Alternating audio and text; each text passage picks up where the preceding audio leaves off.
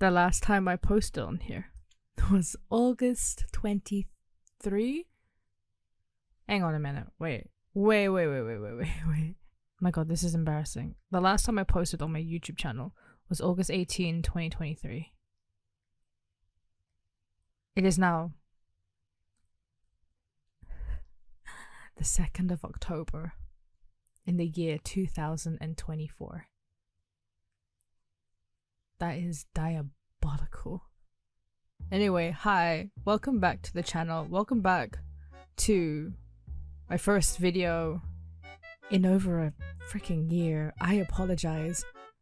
That is a disgustingly long hiatus that I took without an announcement.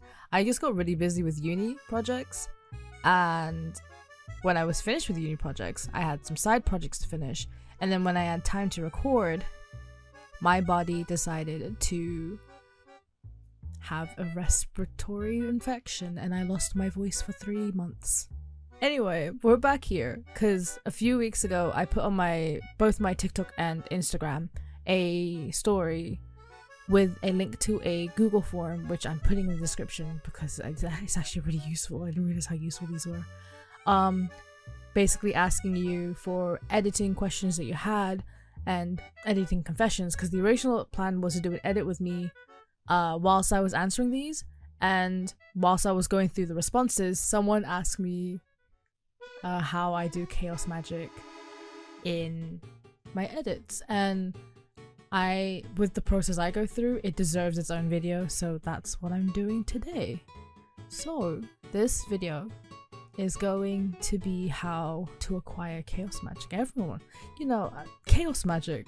So step 1 on how to do chaos magic is to somehow break time and space, enter into said Marvel universe, steal the Darkhold, and then read through it before the angry witch before the angry grieving mother realizes that you stole the Darkhold. Read through every single page and break time and space until you acquire all-knowing power and break the actual cosmos.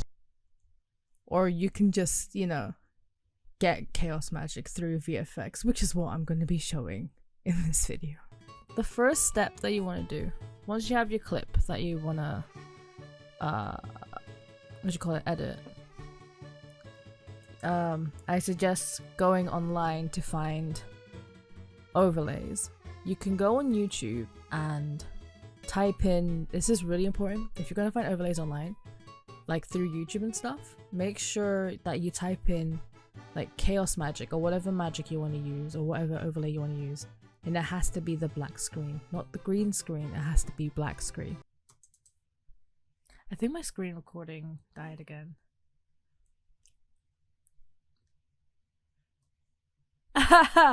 Maybe this is why I stopped recording, because my thing just does not want to cooperate. Before I was rudely interrupted by my screen recording again, I'm trying a different app. I was on about overlays. So once you have an overlay that you want to use, plop it into your project, and then if it has a black screen, go to blending mode and then select screen. That will remove the black screen, because what the blending mode of screen does is it removes any pixels that have no alpha. Well, any part of the video or image you're using that has no alpha, meaning no pixels, so it will remove the black screen completely. You can stop at 1 overlay if you want, but I, as you can see, have multiple because it just gives it layers and in-depth. Anyway, I dump that. There. I'm gonna put a black screen behind here so you can actually see what's going on. Once you have everything adjusted, if your overlays are white like mine, what you can do is add an effect called tint and then change the map white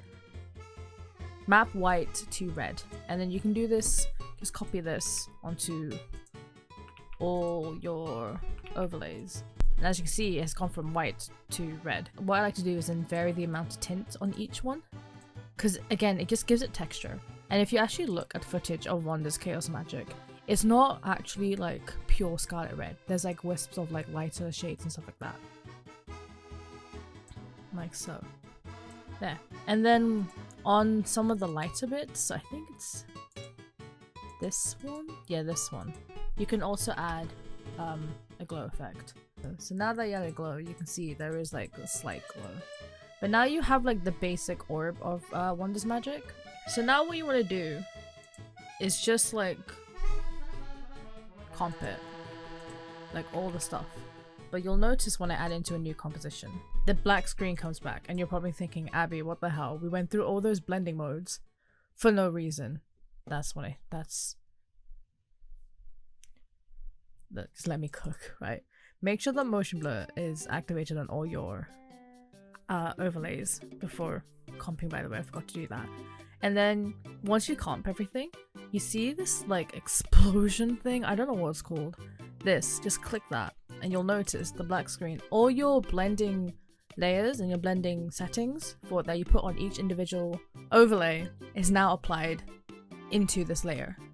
Now press Y on your keyboard and just like adjust the anchor point to the middle of that. You'll see why in a minute. Okay, now you have that, right? What you now want to do is just like resize this to how you want it to look in your scene. So I'm gonna put it maybe this big. Now you got the basic orb, but as you'll notice, it spins, it does its thing, but it's not actually looking like Wanda's producing it. So how you fix that is through tracking. Initially what I would do is just like change the anchor point of the comp and then just like keyframe the position. But what we can also do is just track the motion. So put a null object in your project. I'm gonna save, and then you go down to tracker, right? Click your clip and then go down to tracker and then track motion, and you'll see that there's this tracking point. Initially I would track the actual palm of her hand, because I've noticed with a lot of VFX, not just Wanda, but a lot of magic users, a lot of their magic either comes from their fingertips, or more importantly, if their orbs come from the palms of the hand.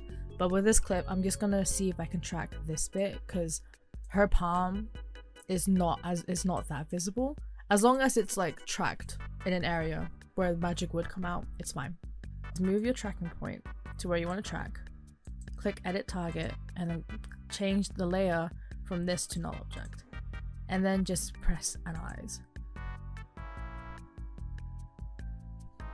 So that went fast. And you just scroll through. It looks to me that it is stable, so I'm going to use that. So press apply and you can just press OK. And now you'll notice that there's keyframes in your clip. But because you changed the target to your null object, press P. If you click on your null object, press P. Those keyframes that you tracked have been transferred to your null object. So now what you can then do is get your orb, right? Put this in the general area where the magic would come. So with Wanda, it's literally the palm of her hands, as if she was like holding a ball. I would say here. And then we've talked about this before. This is the parent whip, the little swirly thing on your layer. Grab the parent whip of your chaos magic orb and then link it to the parent whip or the null, or here, it doesn't really matter, and link it to your null object. And that should link these two. So no matter where the null object goes, your magic orb would go as well. So let's just play this in full so you can see what I mean. But yeah, as you can see, the chaos magic orb that we just created is now tracked onto her hand. So wherever her hand goes, the chaos magic orb will follow. That's like part one done. The next part I like to do, we can just turn the visibility off for this for now. What we can now do is get a solid comp, right? And then you're gonna get something called particle simulation, I think it's called. I'm gonna have to double check. It's called CC Particle World. So you'll need something called CC Particle World, and your settings should be that in physics, the animation needs to be fractal omni, velocity needs to be 1, inherent velocity percentage and gravity need to be both on 0, and resistance to meet needs to be 17.5. Everything else can be left alone. If you go to particle, the particle shape needs to be a star. That's really important. And the birth size needs to be like 0.25. Death size, we don't want them growing or shrinking as they die. We just want them to fade out, so that can be a 0. And then size variation, max opacity. You just play around with your own settings. And then the birth color and death color needs to be like that reddish tone that Wanda's magic has. Right. So what you'll get with that, I'm going to shove these over here, is you'll get this shape, which is just a bunch of stars. Now, that's not exactly Wanda's powers. She ain't America Chavez. I know she's trying to steal her magic, her powers, but she's not America Chavez. So that's when you get these effects as well. You put Gaussian blur legacy and have it like 50 blur or something like that. You might have to adjust your settings. And then you, on top of that, you put CC vector blur, which basically mushes everything together. So it doesn't really do a full blur. I don't know how to explain it, but you'll see what I mean. As you can see, it like compresses everything into like more like centered mass.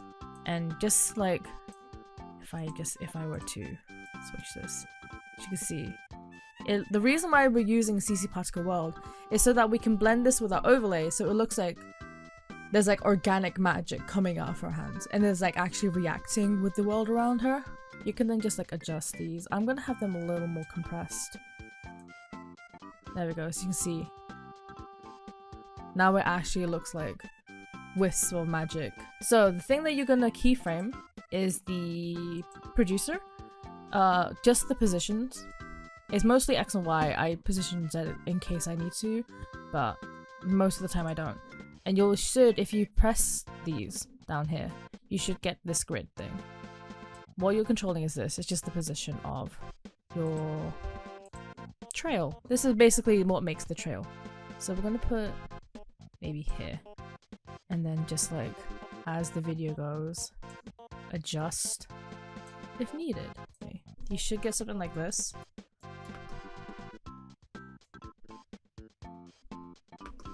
What you then do is then duplicate it. And then on your duplicated layer, go back to physics and increase the resistance. Like so. Maybe to like here, it's really up to you. And then on your the thing that you just adjusted, the layer you just adjusted, right click on it, go to blending mode and press add. And that will give it that glowy effect.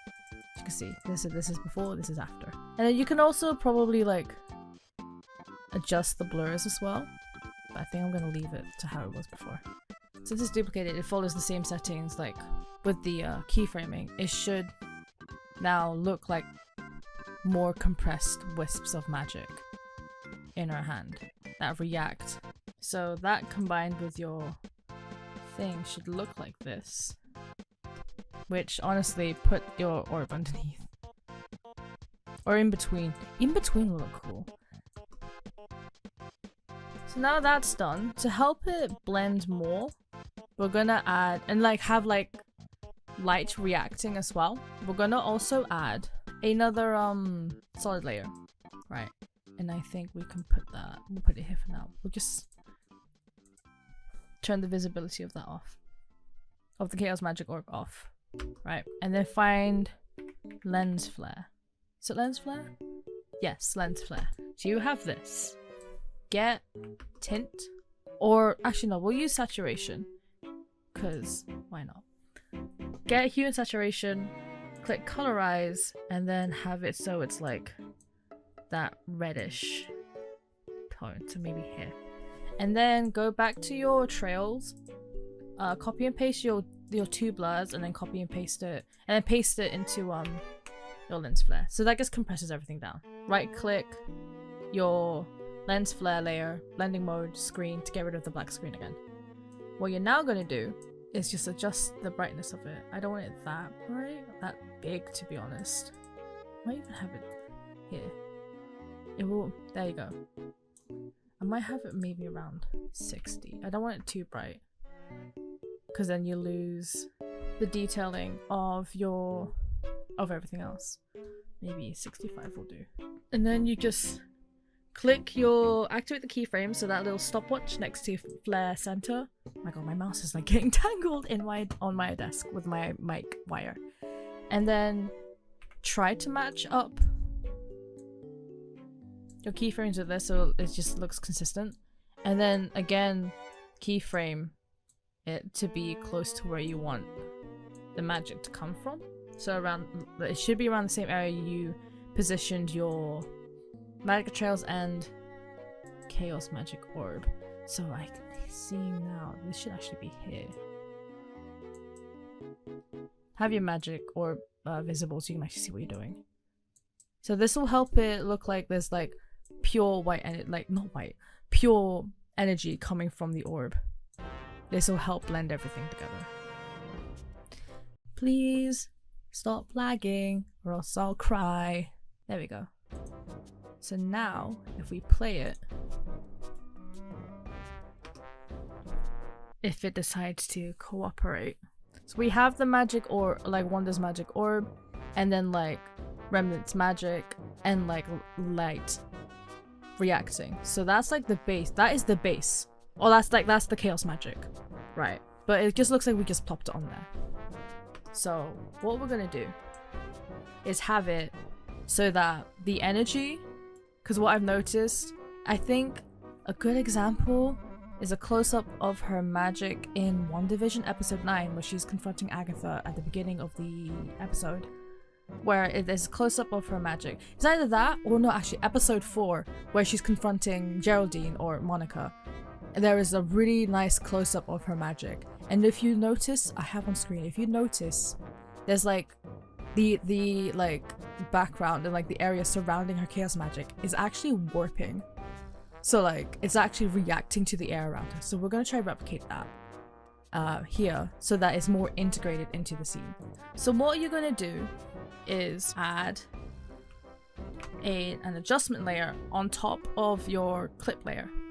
And you're gonna put something called, I'm pretty sure it's called compound blur. And you're gonna notice it's gonna look really weird. Okay. You change your blur layer to your chaos magic orb. Right? And what basically that does, it reduces it from having the blur react to everything to only reacting to the areas that the orb is. Right? And then you can just adjust your settings like so. So you can see, I don't know if you can tell. There, you notice how everything's warping around the orb and not the entire clip. That's what we want. That's what we want. And then you're gonna put, I think it is actually vector blur as well. You go to your vector map, chaos magic orb, and then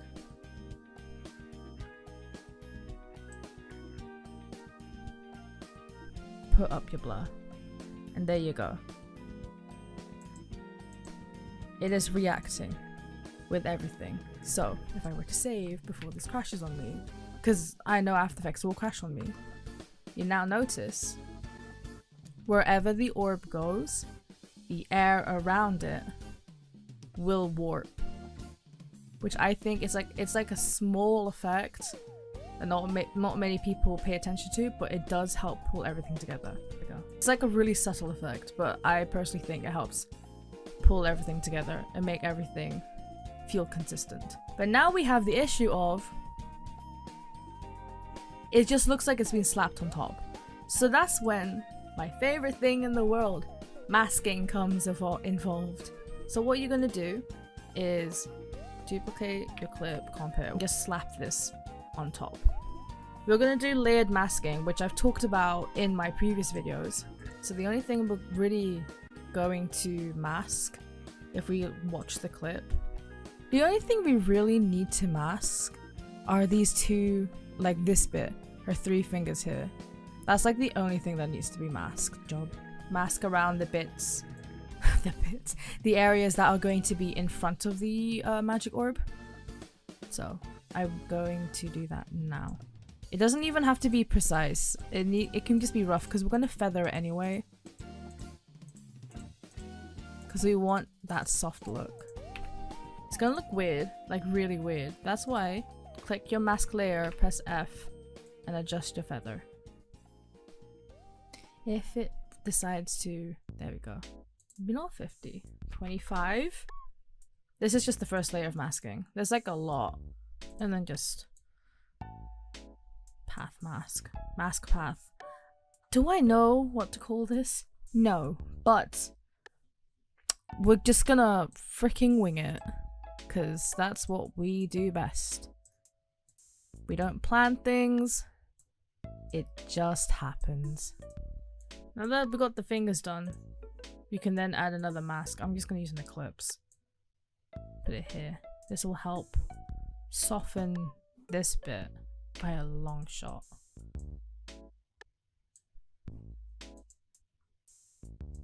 Is it subtract? Yeah, it is. No, it's not. It's it's intersect. Oh, I put the wrong one in intersect. This one needs to be an intersect. There we go. And then invert it. And then bring the feather of this like really high. Just to get the lighting behind her back. Behind this bit. You can even bring like your light trails. Not that, no. On top, so that it's all, yeah. Just experiment with your layering. I'm gonna put one half of the particles on top of the mask, so that it looks like it's actually like reacting with her fingers and stuff like that. Anyway, gonna mask this bit. Once you have your masks keyframed and pathed to how you like it, I don't know if I remember if I said this already, get one of your particle trails and put it on top of the mask so that it looks like it's reacting around the mask. Oh my days. And then this should be the final result. It looks more integrated into the clip than just slapping it on top. And yeah, this is just how I work. It might seem really overcomplicated, but going through this process, I promise you, it will just make the VFX look a lot better than just slapping an overlay on top. So, at least with After Effects, you know. And that's basically, then, you know, do the exact same process, but on the other side, which I'm gonna do now. Maybe sped up a bit, because yeah.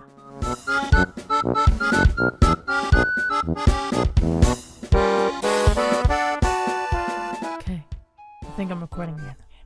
So once you have fully done your chaos magic onto the other hand, if both hands are present, it should look like this.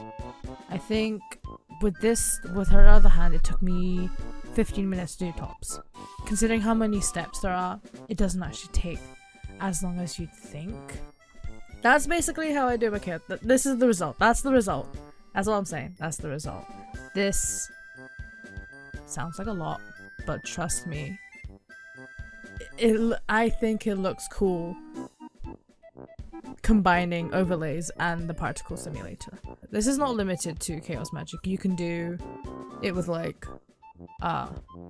Agatha's magic. Is any magic user you can think of, so like you can Loki, he's got quite wispy magic if you really think about it. Agatha, any of the witches, whatnot, yada yada yada. This works for any character who has magic as their power. I hope this tutorial makes sense. I tried to explain it the best I can. That was loud. I was rendering something in the background. And I hope you enjoyed this video. You know, if you want more videos like this, just tell me. If you have any other video suggestions or tutorial suggestions, or like anything you want me, any other tutorial you want me to make, just let me know either in the comments or in the Google form that I've left in the description. Also try, if you have time, answer the other 2 questions I have in that form. It will just help me make more videos. If you like this content, feel free to subscribe. It's crazy that even I haven't posted in a while. We're at how many subscribers do I have now? Hang on a minute, because I think the last video I made, I was talking about I was almost at 1,000, and now I have 1,550 subscribers, which that is insane. So thank you so much for your support, and you know, helping this channel grow despite my accidental hiatus. So I appreciate every single one of you. So anyway, I don't know how to do outros. So if you like this video, give it a like, please subscribe, and if you have any other tutorial suggestions, just tell me. And yeah, I still don't know how to make an outro. Anyway, thank you. Goodbye.